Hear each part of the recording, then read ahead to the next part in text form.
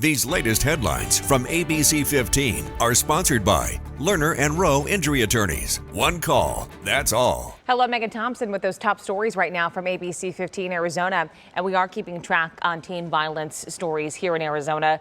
Today, the East Valley community will honor and remember Preston Lord on what would have been his 18th birthday. Teen was killed nearly 2 years ago at a Halloween party in Queen Creek. 6 defendants in the case are awaiting trial.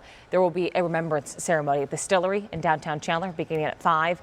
In an exclusive interview, our own Ashley Holden sat down with Preston's stepmom to talk about the event and Preston's case.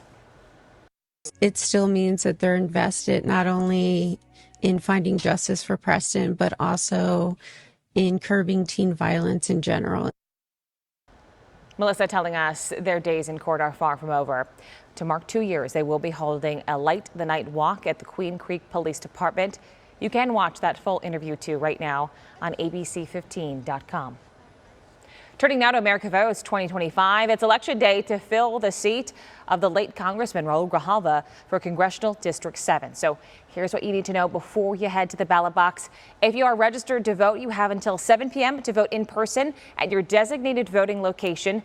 Acceptable forms of ID are required. For those who requested an early ballot, it must be returned tonight by 7 p.m.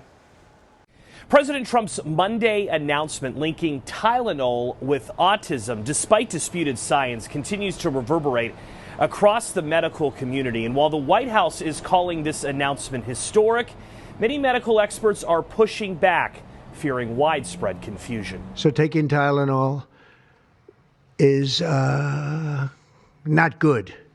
All right, I'll say it. It's not good. For this reason, they are strongly recommending that women limit Tylenol use during pregnancy unless medically necessary. Surrounded by his top public health advisors, the president announced that the Food and Drug Administration is issuing a physician notice and beginning the process for updating safety labels for acetaminophen, linking its use during pregnancy to autism, despite disputed science. Dr. Mark Parrish with the University of Kansas Health System spoke with the Scripps News Group in Kansas City about how doctors are interpreting the White House development. Tylenol has been very well studied, and it appears that thus far anyway, based on the multitude of studies that have been performed, there's without a doubt no causal link between Tylenol and autism. The makers of Tylenol tell the Scripps News Group, quote, "We believe independent sound science clearly shows that taking acetaminophen does not cause autism. We strongly disagree with any suggestion otherwise and are deeply concerned with the health risk this poses for expecting mothers." The statement went on to say they will explore all options to protect the health interests of American women and children. As far as groups that advocate on behalf of autistic Americans, there is a concern that the Trump announcement may have long-standing implications. The ARC, a national disability advocate organization, said in a statement, quote, "Autism research must be grounded in science, not stigma," adding, when public officials talk about autism, their words carry weight. Eagle Mount Billings, a group that works with the disabled, spoke with the Scripps News Group in Montana. Those with autism are just like all of us. They have important ways that they can make contributions. Medical professionals continue to tell the Scripps News Group that if you are confused with something that you may see online, on your social media feed, or even a television news report, the best thing you can do is have a one-on-one conversation with your doctor. Joe St. George, Scripps News Group, Washington.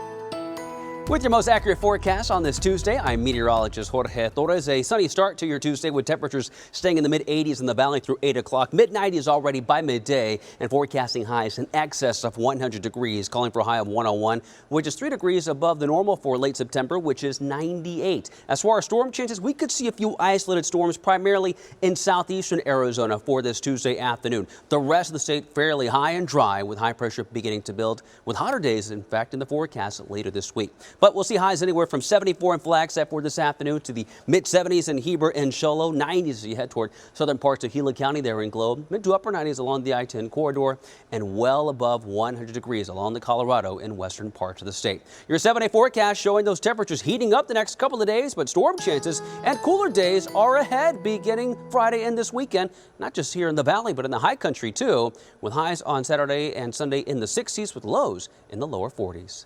For the latest headlines, weather and traffic, head on over to ABC15.com, or you can download that free ABC15 mobile app. These latest headlines from ABC15 are sponsored by Lerner and Rowe Injury Attorneys. One call, that's all.